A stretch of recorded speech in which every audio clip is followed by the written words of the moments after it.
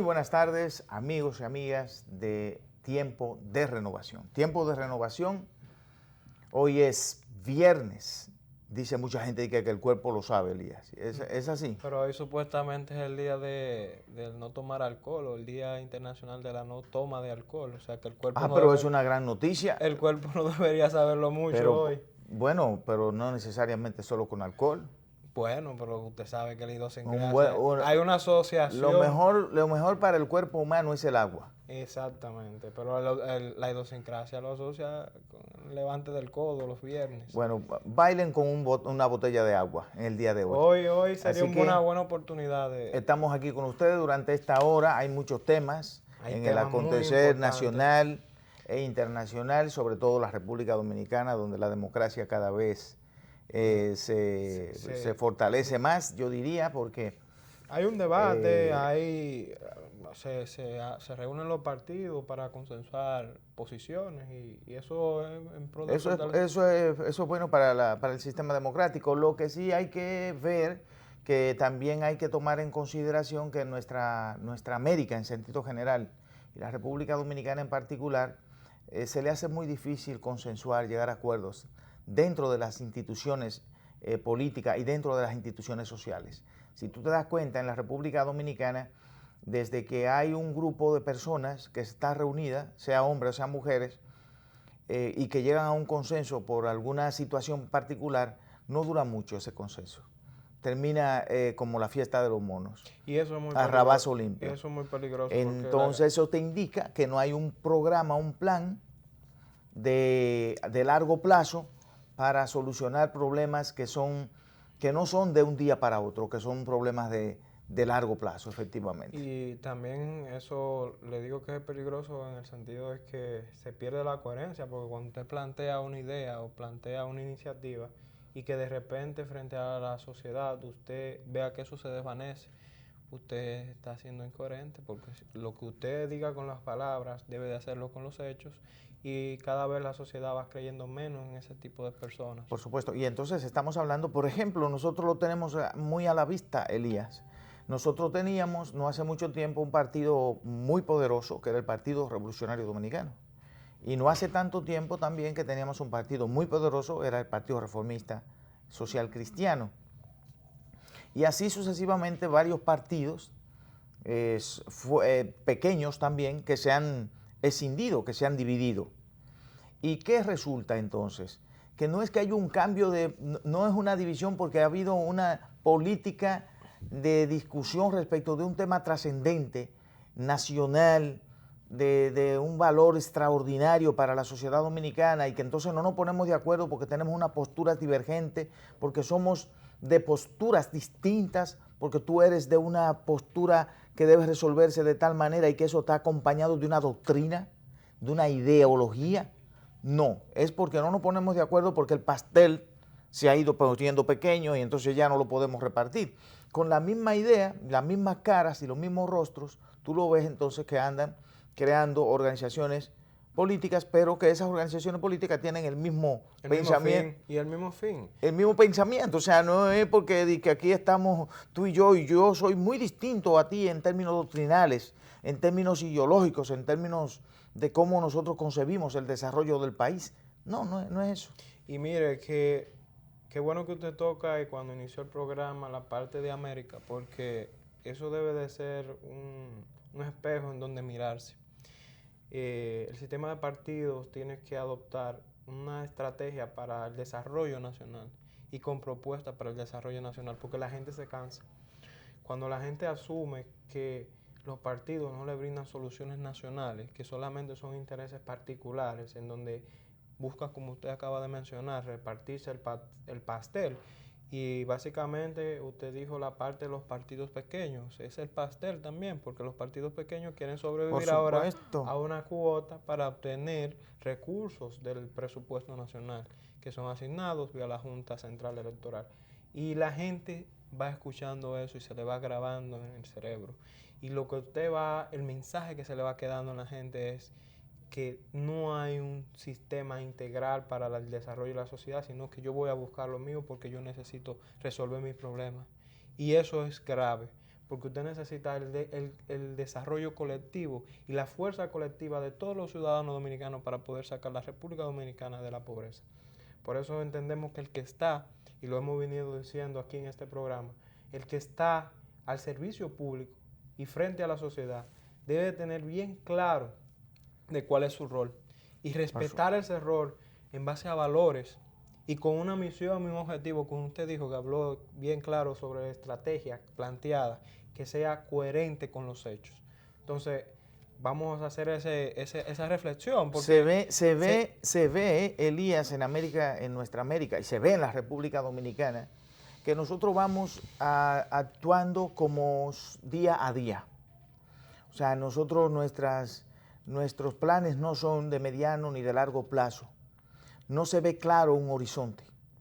Si tú observas cómo es que se maneja la cosa en la República Dominicana, nosotros nos dimos una ley de Estrategia Nacional de Desarrollo hace muchísimos años. En el 2012. Y lo primero que tenía planteado esa ley que debía de ponerse en marcha, de ponerse en práctica, era el pacto fiscal. Y 3 grandes pactos. Y luego, pero el pacto fiscal era el primero. Exacto. Hablando del sistema, de cómo nuestras organizaciones no discuten los temas trascendentales, si tú te das cuenta. Eso es un tema fundamental. Nosotros estamos plantados sobre un presupuesto nacional que es un 10% o 12% del PIB. Y nosotros estamos sosteniendo esta economía con un sistema de endeudamiento acelerado, pero con una producción en la República Dominicana basada esencialmente en la cuestión extractiva. Si aquí el oro deja de parir mañana, nosotros tenemos problemas con la balanza de pago. Tuvimos problemas. Es una economía extractiva. O sea, y el cacao, y no es porque se procesa en República Dominicana. Y el otro, ¿cómo es que se llama? El tabaco. Entonces, nosotros estamos obligados en la República Dominicana a prestarle atención a eso. ¿Por qué nosotros no discutimos el pacto fiscal, por ejemplo? Eso... ¿Hacia dónde vamos nosotros si nosotros tenemos un ingreso nacional de apenas un 10% del Producto Interno Bruto, un 10, un 12%? Algunos dicen que no, los empresarios dicen que no, que eso es mentira. Los empresarios dicen que eso es mentira. Pero si mañana aquí se tose en términos internacionales de la economía, sobre todo de Estados Unidos, y ahora mira cómo se afecta el turismo por una mentira, por lo que sea, pero se está afectando, todo eso a nosotros nos hace daño rápidamente. Entonces nosotros dos aquí, lo que estamos tratando es de llamar la atención al que nos ve, de que hay que preocuparse un poquito más allá de todo este barajuste que se está dando en términos políticos, para pensar que la sociedad también espera algo más de sus políticos y de sus gente que están en los medios de comunicación, que no sea solamente hablar de que Juan es bueno y Pedro es malo, que hay que ir más allá de eso. Hay que hacer una reflexión como sociedad. Y una de las cosas que usted tocó era con relación a los pactos, y no puedo dejar de mencionar a lo que está pasando en Chile. Esa situación chilena desembocó no porque subieron los precios del pasaje del metro. Eso vino de mucho más atrás. Cuando Bachelet dejó el poder, Michelle Bachelet dejó el poder. ¿La primera vez o la segunda vez? La segunda vez. Había iniciado el proceso de modificación de la Constitución para hacer una Constitución más equitativa y que esa Constitución no solamente fuese la Constitución como mencionan algunos líderes, una Constitución hecha para el neoliberalismo burgués de la alta sociedad chilena, sino que buscara eso mismo que usted dice, un pacto fiscal para que el Estado pudiese cobrar impuestos y esos impuestos ayudaran a disminuir los niveles de desigualdad. Miren el resultado de Chile. Miren cómo Chile estalla. Chile no es, ese fue el detonante, de los precios. Por supuesto, estamos hablando de que era un poco, eso no significaba nada para el bolsillo de los chilenos en términos reales. El problema es lo que estaba acumulado, el sentimiento que está acumulado en una sociedad como la chilena, que es una sociedad que ha visto cómo crece ese país, cómo hay riquezas en ese país, como cuando ellos salen fuera de Chile, se dice que Chile es uno de los países más ricos de América, y efectivamente, uno de los países más ricos de América, si tú lo tomas desde el punto de vista del ingreso per cápita, del PIB per cápita, estamos hablando de más de $20,000. Para un país de América Latina, eso está en el rango de Europa, de los países de Europa del Este, varios de ellos. Es un nivel de vida extraordinario, pero ¿qué pasa? Aquí el nivel de vida extraordinario tiene 2 o 3, pero la inmensa mayoría tiene un nivel de vida que solo le alcanza para sobrevivir, o sea, para levantarse, para desayunar algo simple, para almorzar y para irse a dormir, cenar e irse a dormir. Y eso no es vida. No. Definitivamente.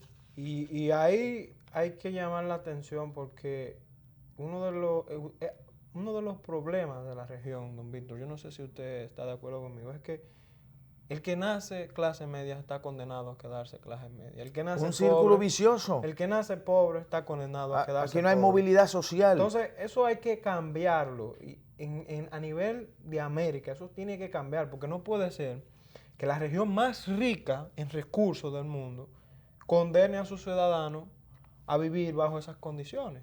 Nosotros tenemos que cambiar y hacer una reflexión. Y volviendo aquí a la República Dominicana, que somos muy ricos, nosotros tenemos de todo, pero tenemos que llamar a esa clase política y esa clase empresarial a que se dé cuenta de que no solo ellos deben de ser beneficiados de ese crecimiento, que fue ahora en Punta Cana, hubo una reunión importantísima del con Fondo el Fondo Monetario Internacional, y se ponderó mucho la economía dominicana, que va a crecer por encima de los niveles de la región, que sigue saludable, pero es lo mismo que decíamos hace 2 programas anteriormente, 2 viernes para ser preciso, que decía el gobernador del Banco Central que debía repartirse la riqueza hacia abajo, que ese crecimiento que hemos tenido en todos estos años, y eso lo dijo el expresidente Hipólito en su momento, hay que dejar que las boronitas caigan para que los de abajo también coman. Y lo ha dicho el actual presidente de la República. Pero que además eso es un desastre porque no es la boronita. No, es que tiene que haber un sistema que permita la movilidad social. Donde no hay movilidad social, lo que hay es un estancamiento. Entonces, aquí se hizo, en América Latina, se llevaron a cabo todas esas reformas políticas neoliberales, hicieron inmensamente ricos. Bueno, uno de los hombres más ricos del mundo vive en América Latina. Carlos Slim. Carlos Slim, uno de los hombres más ricos de la Tierra, entonces, del planeta Tierra. Entonces, estamos hablando que también en nuestra América tenemos la gente más pobre del planeta Tierra, la desigualdad más grande de todo el planeta.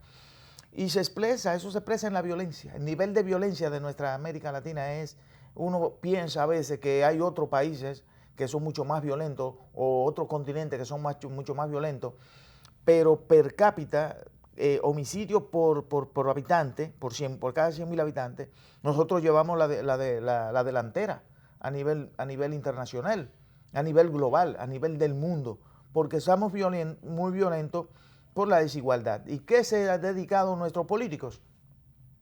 A discutir los temas simplemente con la idea de ganar unas elecciones. Si tú te das cuenta, ¿qué es lo que se está discutiendo a nivel de lo que nosotros estamos hablando aquí se está discutiendo?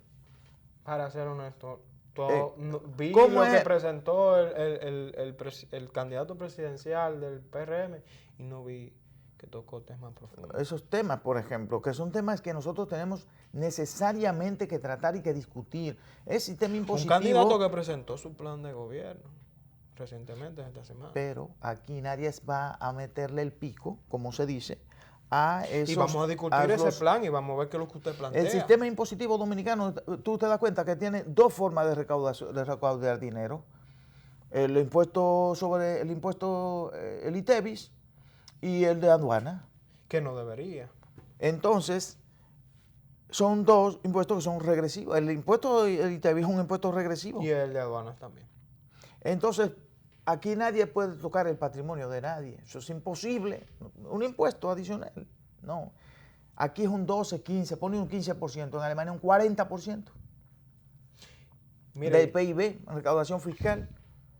Entonces se pueden hacer muchas cosas. La idea es que nosotros hoy estamos reflexionando, vinimos como una tarea de reflexión, de que nuestros países necesitan que sus dirigentes políticos, sus empresarios, sus religiones, su sociedad civil entienda que lo que está pasando en nuestro entorno no está tan lejano de nosotros, o sea, en el sentido de que no está a tantos kilómetros, como que a nosotros no nos pueda tocar nada, ¿verdad? Tenemos que pensar en la gente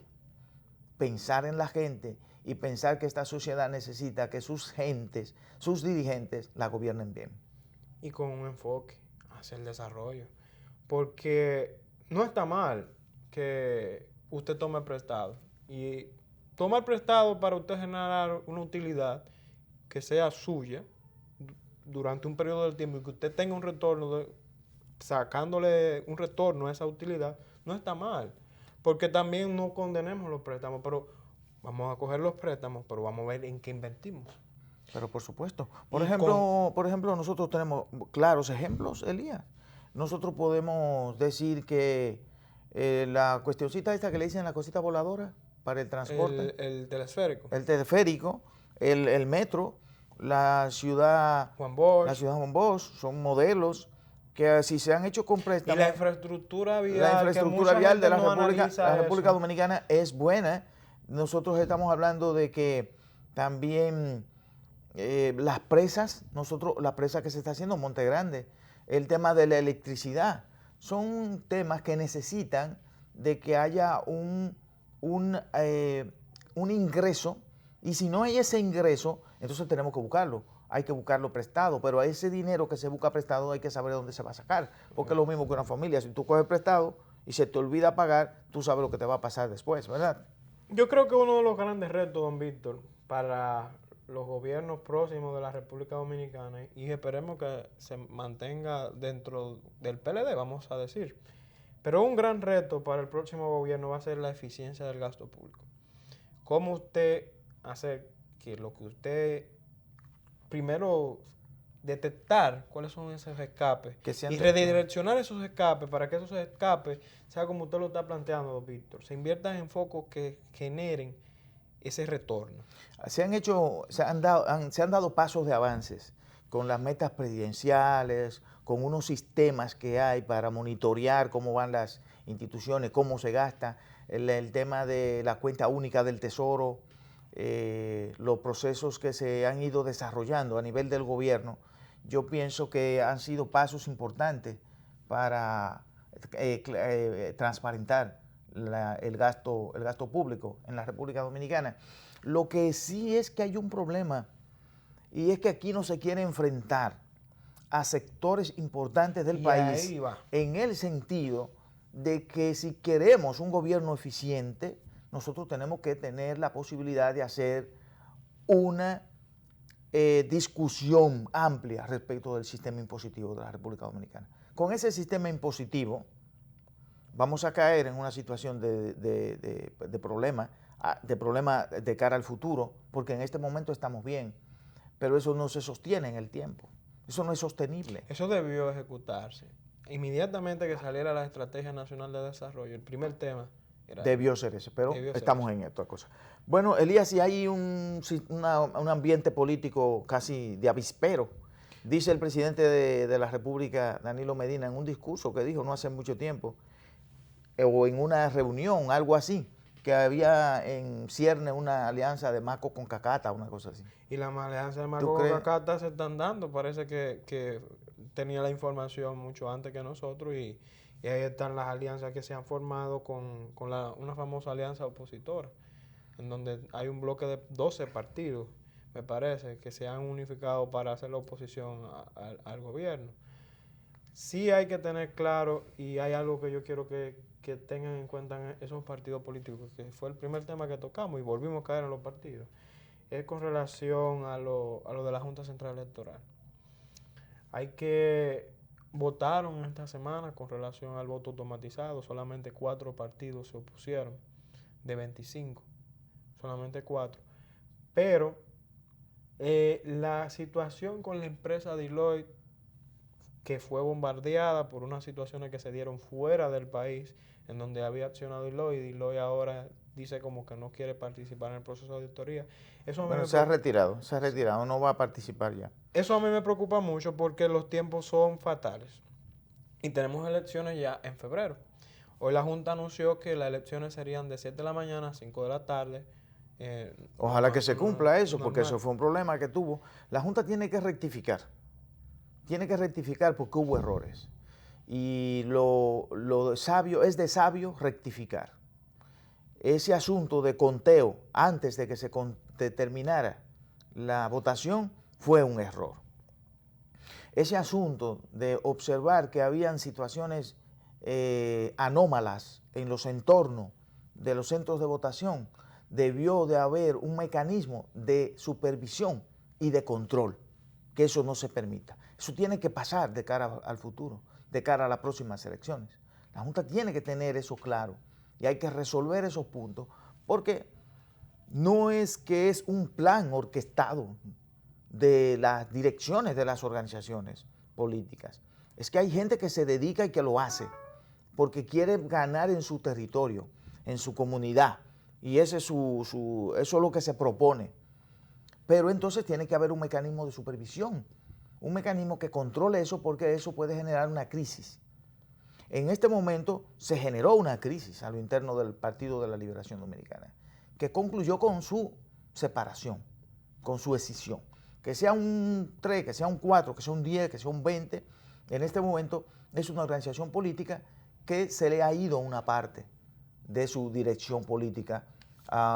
No es mucho, no es poco, eso se discute, pero tiene un valor en términos de lo que es la estructura política y que no se pudo llegar a acuerdos. Entonces, la Junta Central Electoral tiene por delante un reto y un desafío muy importante, vital, que es generar la confianza.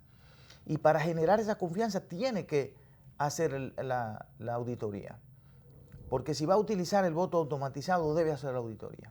Y parece ser que lo van a utilizar el voto automatizado, porque por consenso los partidos votaron en mayoría que se utilizara el voto automatizado. Entonces, frente a la sociedad, que yo entiendo que va a su comentario, debería en el más corto tiempo posible hacer ese proceso de auditar ese sistema. Yo pienso que el voto automatizado debe usarse porque ya se hizo la inversión. Lo que sí hay que evitar por todos los medios que pueda ser usado por inescrupulosos para generar un ambiente de tensión y de estrés y de fraude electoral. Entonces, lo que hay que hacer es, lo dijo la doctora Margarita Cedeño Fernández, lo dijo ya Danilo Díaz, que es el delegado político del partido, delegado técnico o delegado político, se me olvida. Delegado técnico. Ante la Junta Central Electoral, que lo que debe hacer es lo que se pidió en aquel momento, que se contara el 100% de las boletas. O sea, que haya una posibilidad de que se transmita electrónicamente, pero que se haga también el conteo manual. Sí, que se porque las actas. Porque tiene una posibilidad. Hay una posibilidad de contar manualmente porque te emite un documento, te emite un papel. Entonces lo que tiene que hacerse es el conteo, la transmisión y el conteo electrónico, también el conteo manual y ya. Una validación, una forma de validar que lo que está saliendo electrónicamente es lo que está en papel. Porque eso va a permitir que sea más rápido, que vaya más, que sea, se acomode mejor a lo que está pensando algunas entidades políticas que no confían. Entonces generar el mayor nivel de confianza para que esas elecciones de febrero y de mayo sean unas elecciones que le den a la democracia dominicana una vitalidad y una fortaleza mayor. Víctor, nos están mandando ahora a hacer una pequeña pausa, pero volvemos en breve ahora con más temas en el ámbito internacional. Así que quédense ahí con Tiempo de Renovación.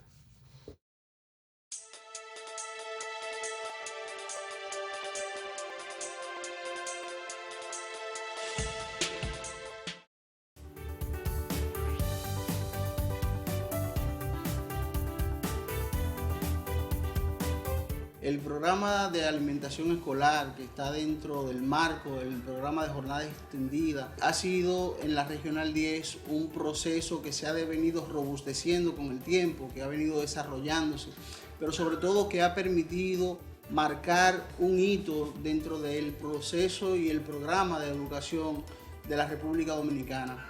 La alimentación no solo ha significado el punto de brindar alimentos a los estudiantes y al personal administrativo y docente de los centros educativos, sino que también ha venido a educar a las familias en la nueva forma de hacer, en la nueva forma de consumir los alimentos, pero sobre todo a brindar salud, a brindar unas características importantes en términos de salud desde las primeras edades de los niños, acostumbrándolo a tener alimentación más sana, alimentación más balanceada, pero sobre todo una alimentación muchísimo más variada.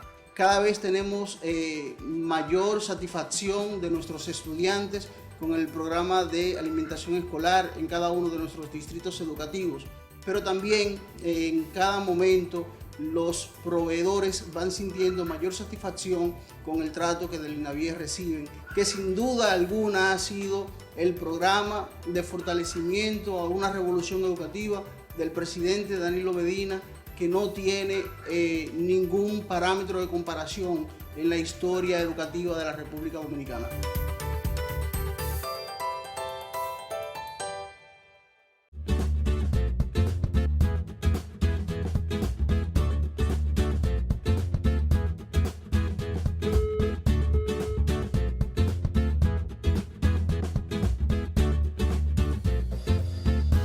Esto le puede pasar a cualquiera. Sé más cuidadoso con tus equipos. No los descuides ni los olvides. Queremos que sepas que aunque la laptop y la netbook tengan un sistema de bloqueo incluido con un usuario y contraseña súper efectiva que no permite que ninguna persona aparte del dueño la pueda usar, no significa que no le prestemos atención. Cuídalas, no las pierdas de vista. Así podemos continuar apoyándote en el aprendizaje. La tecnología ha llegado a contribuir a que las aulas sean espacios más divertidos y educativos. Ministerio de Educación.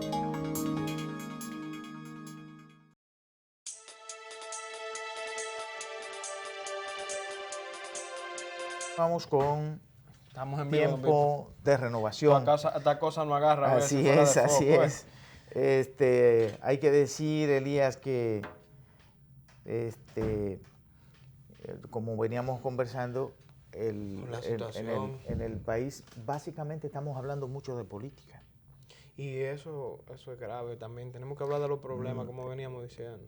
Pero también nosotros tenemos sí que prestar atención al tema, a los temas que están en el acontecer de diario y llamar la atención de que hay que unificarse toda la población dominicana en torno a temas que son trascendentes.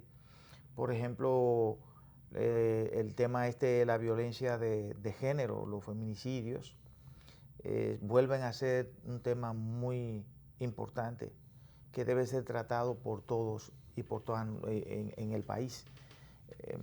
Sobre todo lo que tiene que ver con el esfuerzo de las autoridades por impedir de alguna manera, prevenir que esto ocurra. Hay que hacer todo el esfuerzo del mundo porque cuando se pongan denuncias de esa naturaleza, todos tenemos los ojos puestos en eso. Que no sea de que ocurrió, que hubo un acuerdo y que ese acuerdo no lo sabe nadie. Debe haber un mecanismo ahora con los sistemas electrónicos que se sepa que cuando ha habido violencia de género en algún lado y se ha llegado a un acuerdo, tiene que conocerse. Tiene que haber un mecanismo de monitoreo de los que son violentos. Hay una serie de mecanismos ahora electrónicos de seguimiento. Y no solo eso, don Víctor, también a lo mejor, porque ese victimario a lo mejor no es culpable de eso. También eso puede venir con unas causas raíces que no necesariamente él ha sido que la ha generado. Entonces, a lo mejor esa persona que es victimario necesita un trato médico. Por lo general sí. por eso, y qué bueno que usted toca esa parte de monitoreo, seguimiento, porque eso es un tema que le ha faltado un poco de análisis más profundo. Nos estamos quedando con la parte superficial, que es lo mediático, y no estamos atacando la causa raíz del problema. Y una cosa que decimos aquí en Tiempo de Renovación, y yo creo que usted lo recuerda muy bien, es que hemos dejado a un lado el tema de la familia. Y la familia es la primera institución en donde se forman los individuos de una sociedad. No hemos tocado el tema de la familia. No hay nadie quien toque todavía al día de hoy el tema de la familia. Y si se toca muy superficialmente. Y esa institución, que es la institución básica de la sociedad, es una institución, pero una institución que está muy resquebrajada en la República Dominicana y en todo el mundo occidental, y prácticamente en todo el mundo ha habido una situación de resquebrajamiento, si se puede hablar así, de esa manera, de la institución de la familia, porque ha habido un cambio del concepto incluso de familia. Y hay una situación también de los valores fundamentales de la familia, con el cambio que ha habido de una sociedad patriarcal hacia una sociedad más de carácter no religioso, diríamos. Entonces estamos entrando a un cambio de un sistema de valores.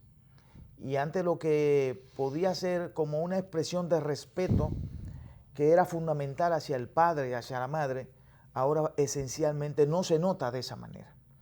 Y entonces lo que ocurre es que no se está exigiendo tampoco en la institución familiar.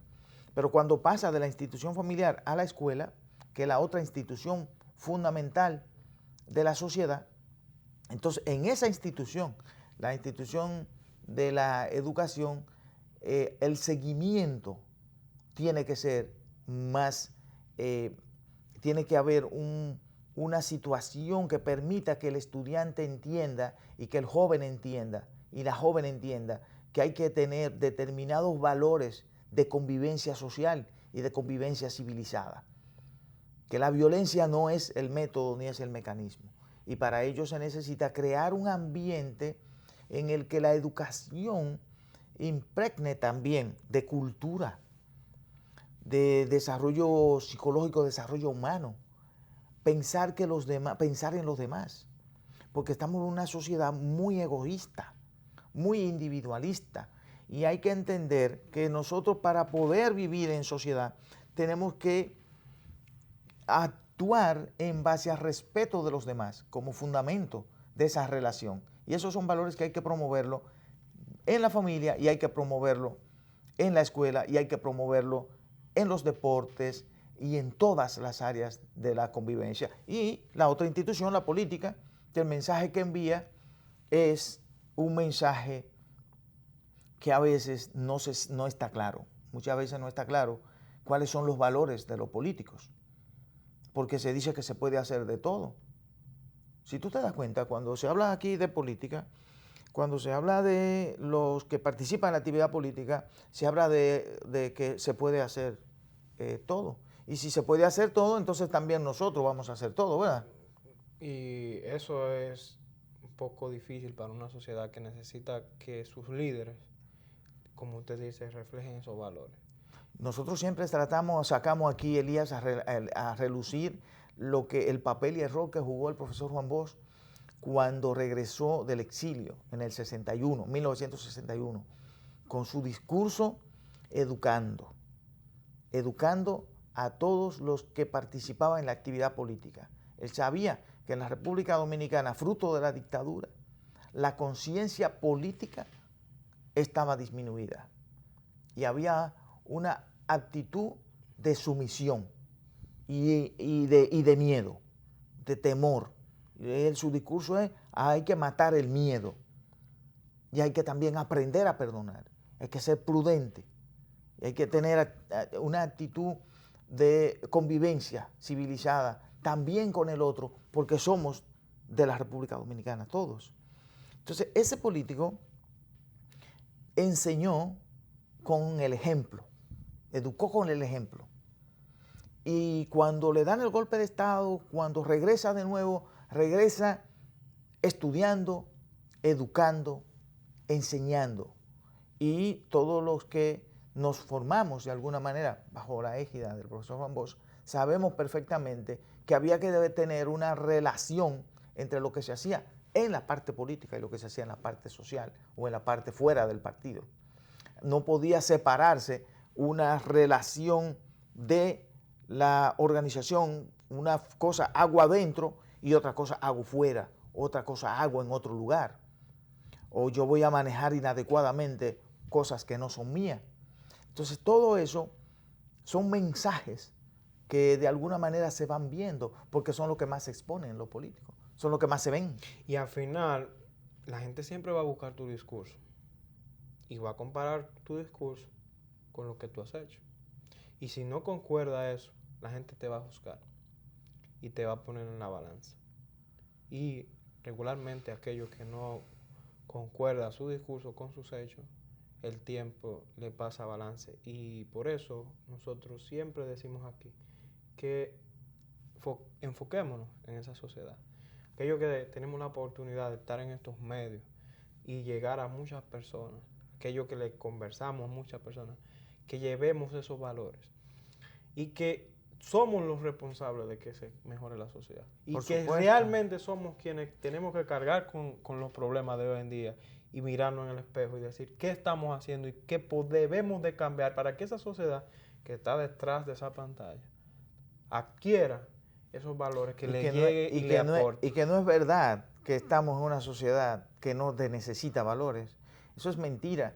Estamos en una sociedad que necesita un cambio, naturalmente, porque no vivimos una sociedad lenta, vivimos una sociedad muy rápida. Entonces tenemos que tener esos elementos que permitan que tú vayas creciendo, desarrollándote, pero hay que también tener conjugar la rapidez de la sociedad, el aprendizaje que está teniendo, esa ruptura, porque ahora no puede haber la autoridad está ahora mismo en juego. O sea, el principio de autoridad está en juego, porque lo que se discute es el tema del acceso, por ejemplo, a la información. Los muchachos tú tienes que dejarlos que hablen porque ellos tienen tanta información que pueden hablar contigo de tal manera que cuando viene a ver sabe tú menos que ellos. Un jovencito ahora de 13, de 12, de 15 años puede conversar contigo de tantos temas, si es aplicado, que tú a veces ni lo entiendes, porque ellos tienen a veces más información que tú. Entonces esa autoridad que antes era el principio fundamental en la fase patriarcal, eso cambió. Ahora tiene que ser más horizontal incluso con tus hijos y con tu familia y todo lo que están en tu entorno. Ese es un valor que ha cambiado. Evidentemente, yo los otros días le decía a una persona que me comenzó a presentar imágenes de personas realmente que son conocidas mundialmente, pero no es un tema que yo sigo. Y yo le decía, pero yo no lo conozco. No sé quién es. Porque no sigo el tema. No es una autoridad para ti porque tú no lo conoces. No sigo un tema, pero el tipo lo manejaba muy bien. Y es que hay tanta información, como usted dice, que cualquier persona te sienta y te comienza a hablar de un tema en específico y tú te sientes como que estás en el limbo. Óyeme, pero mira, me falta información, pero eso es bueno y malo. Porque es bueno por el acceso, por la asequibilidad de la información, pero ahí entra el papel del orientador. Y ahí el rol de que quién debe de encarrilar a esa persona con valores para que use esa información y la haga constructiva. Si a usted le gusta un tema y se dedica en ese tema y le da seguimiento a ese tema, pues úselo para crear valor.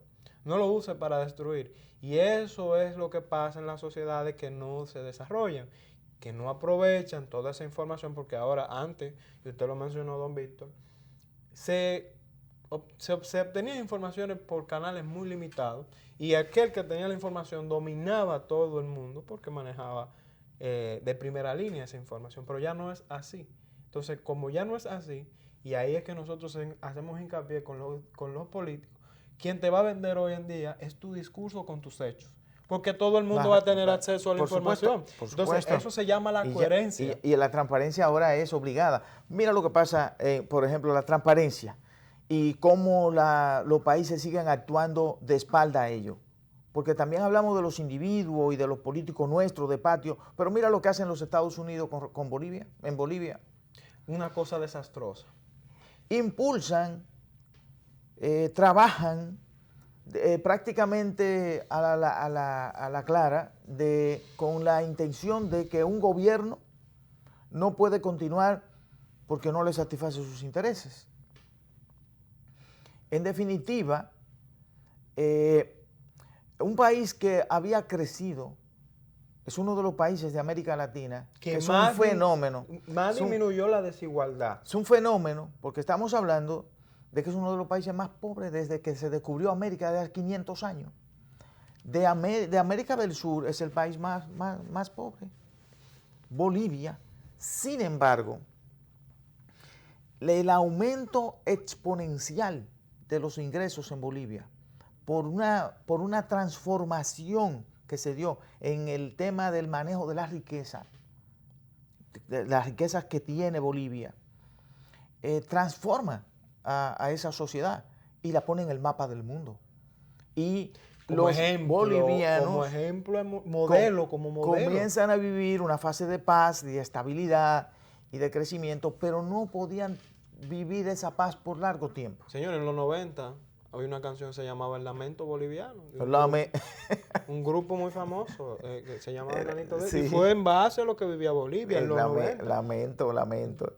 Entonces, ¿qué es lo que pasa? Que ahora vuelve Bolivia. ¿Pero por qué vuelve Bolivia? Y muchos se preguntarán, ¿por qué es este interés y este empeño en un país de Sudamérica pobre? Bueno, pero antes era por el gas. Era por el gas. Ese es como se llama, la desgracia de los recursos naturales. Y ahora es por el litio. ¿Qué es lo que pasa en Bolivia? ¿Por qué hay tanto interés? Pero no solo de Estados Unidos, también de Rusia, de China y de todo el mundo. Es esa mina de litio virgen que hay que explotar, la verdad. Entonces, ¿cuál es el asunto? ¿Cómo no nos ponemos de acuerdo los latinoamericanos? ¿Cómo estamos los latinoamericanos con relación a ese tema? Dividido. Totalmente dividido. Entonces, uno dice que es un golpe de Estado, otros dicen que no. ¿Por qué? ¿Por qué es un golpe de Estado? Porque las instituciones de un país tienen que dejar que funcionen. ¿Qué pasa? Se celebran las elecciones. Y esas elecciones resulta que se solicita una auditoría del sistema. El presidente no se opone a la auditoría, acepta la auditoría. En medio del proceso se está realizando la auditoría, se está realizando la auditoría pero con una actitud de violencia. No es que se espera que la auditoría resuelva el asunto, sino que la auditoría lo que tenía que presentar era lo que querían. Y voy a hacer un paréntesis ahí con lo que usted dice, don Víctor. Esa auditoría se realizó solamente con la muestra que entregó la oposición. No fue con una muestra aleatoria como se debe hacer una auditoría. Solamente se auditó la muestra que entregó la oposición. Pero como quiera, al final el resultado no hubo cambios importantes de acuerdo a la última información que se tiene. Pero en definitiva, ¿qué es? Que el presidente acepta ir a una segunda vuelta. Sí. ¿Qué era lo que había que hacer? Impulsar inmediatamente el mecanismo institucional. El mecanismo institucional para celebración de la segunda vuelta electoral. No. Hubo unos cristianos y unos de otra naturaleza y se aliaron con los militares y lo que se produce entonces es la renuncia del presidente. Porque se la sugieren, pero un militar sugiriendo que a un presidente que renuncie. Y sube una persona, que todavía no me grabo el nombre. Janet Añez. Janet Añez. En donde la sesión de la Cámara del Congreso no asistieron No, porque es ilegal, ella es ilegal. No, en que no lo dejaron asistir. Según los medios internacionales, no pudieron ingresar al Congreso, los senadores. No lo dejaron ingresar. Entonces, ¿por qué pasa eso? Y entonces, ¿qué pasa? ¿Qué es lo que viene después de eso? Un país que va muy bien, un país que estaba teniendo un nivel de desarrollo Ecuador. importante. Ecuador. ¿Qué es lo que viene ahora? El aumento de la pobreza. O sea, 500 años del descubrimiento de América y la desigualdad sigue siendo en nuestro continente el pan nuestro de cada día. A mí me da mucha lástima eso. Y también me siento muy dolido por la situación que pasa Bolivia, muy dolido por la situación que pasa Chile, muy dolido por la situación que pasa en Ecuador. Y hay una cosa que hay que aclarar, porque muchos medios comenzaron a sacar que Rusia reconocía al gobierno de la Bolivia. presidenta, Y yo tengo una información. de la presidenta, ¿cómo se llama? Añez, Añez. pero no es así. Según Vladimir Putin, la voy a leer, el presidente de Rusia, Vladimir Putin, comparó hoy la situación de Bolivia con Libia, al considerar que el país sudamericano hay un desgobierno y se encuentra al borde del caos. No hay poder en Bolivia, me recuerdo a Libia. No hay una intervención directa desde afuera, pero el país está al borde de un caos, indicó Putin en el marco de la cumbre del BRICS, que concluyó este jueves en Brasilia con la ausencia de los dirigentes de Brasil, India, China y Sudáfrica, países que integran el bloque junto con Rusia. Dice que confiamos que, sea quien sea el que llegue al poder en Bolivia, se mantenga el interés por desarrollar las relaciones con Rusia, aseveró Putin, quien agregó que su gobierno está dispuesto a cooperar con las autoridades que reciban un mandato legítimo del pueblo de ese país.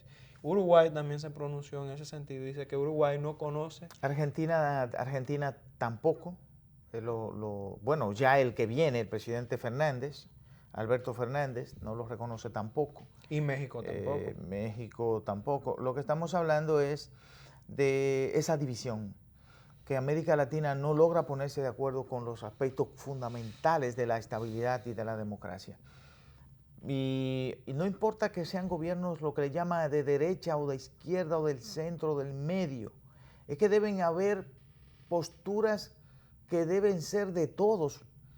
Tumbar gobiernos es un problema serio, porque es que van a tumbar de derecha y van a tumbar de izquierda. No va a haber paz. No va a haber paz. Los golpes de Estado son heridas que se abren. Bueno, la República Dominicana se abrió una herida en el 63, ¿verdad? 63, que todavía no se cierra. Todavía no se cierra en la República Dominicana, por más esfuerzo que se haya hecho. Ese es un hecho histórico que no se supera. Entonces tenemos ahora mismo una sociedad totalmente dividida. Ojalá que se produzca rápidamente el proceso electoral, porque te voy a decir algo. Yo pienso que en ese proceso electoral gana el partido de Evo Morales. Evo Morales dio unas declaraciones en México que él está dispuesto a retornar a su país y que va a hacer el esfuerzo de llegar a Bolivia. Yo entiendo que si dejan que llegue Evo a Bolivia, Bolivia vuelve a ganar el partido de Evo, y que él no le interesa tampoco participar como candidato dentro del proceso, pero que él va a apoyar a su partido. Él tiene todo el derecho de participar en ese proceso. Yo pienso, lo que sí quiero decir es que hay que reconocer también los errores y hay que hacer autocrítica. Yo creo que el presidente Evo, cuando se convocó al referéndum y el referéndum, la población votó en contra de este asunto, no debió llevarlo al Tribunal Constitucional. Yo creo debió quedarse ahí y apoyar a Linera. Y Linera ganaba con el apoyo del presidente Evo Morales. Pero eso de insistir era una situación que iba a agrietar más la brecha con esos sectores de oposición. Y lo más recomendable era que ese proceso fuera sin él y él retornar después, porque él lo podía hacer. Él puede participar cuantas veces quiera, si así la Constitución se lo permite. Y es lo que usted dice, por factor natural humano, por naturaleza humana, vamos a decir. La gente se cansa de ver una misma figura tanto tiempo, y eso le pasó a Evo Morales, aunque ha hecho un gobierno de victorias sociales, porque Evo también transformó lo que era la Fuerza Armada Boliviana, en donde los indígenas no tenían derecho a ser más allá de un rango de sargento, y Evo rompió con ese paradigma. Evo introdujo a los indígenas al ejército, llevó la alfabetización de los indígenas en Bolivia, cosa que antes nunca se había visto, y hoy cuenta con más del 90%, no tengo el dato, pero es un gran logro, y unificó esas dos culturas que se veían distantes y son de una misma sociedad. Eso es otro gran logro social. Por supuesto, y el manejo de los recursos naturales de Bolivia para los bolivianos, que es otro punto clave. La economía, las reservas internacionales de Bolivia han crecido de manera exponencial en los gobiernos del presidente Evo Morales. Y eso es muy importante porque ha ayudado a mitigar la pobreza de una manera extraordinaria, prácticamente el 40% de disminución de la pobreza en Bolivia. O sea que es muy triste para América Latina que esto esté pasando, porque hay que observar que a nivel mundial nosotros somos un grupo, nosotros somos un conjunto, y no podemos pensar que nos van a ver divididos, nos ven todos juntos. Cuando nosotros hablamos de Asia del Este, nosotros no distinguimos cuáles son los países que están en el Asia del Este. Son 11, son 12, son 13. Nosotros decimos, en Asia del Este se están matando. Así dicen los de allá. En América Latina se están matando. No se distingue claramente. Entonces nosotros necesitamos que haya en América Latina un ambiente de retorno a la normalidad, que haya paz y que se respete la democracia y las instituciones democráticas, Elías. Parece que tenemos que irnos porque veo que las manos ya de los jóvenes aquí se le está cayendo, así que... Se nos ha acabado el tiempo, lo que pasa es que es muy interesante el tema. De hoy nos fuimos muy profundos, pero la gente tiene que conocer esos hechos profundos, don Víctor, porque esos análisis no se ven en esta sociedad. La gente todavía no, muy pocos medios se profundizan con esos análisis que son de interés nacional y también internacional. Así es, Elías. Vamos entonces hasta el próximo lunes, cuando estaremos aquí de nuevo con Tiempo de Renovación, si Dios quiere. Hasta luego.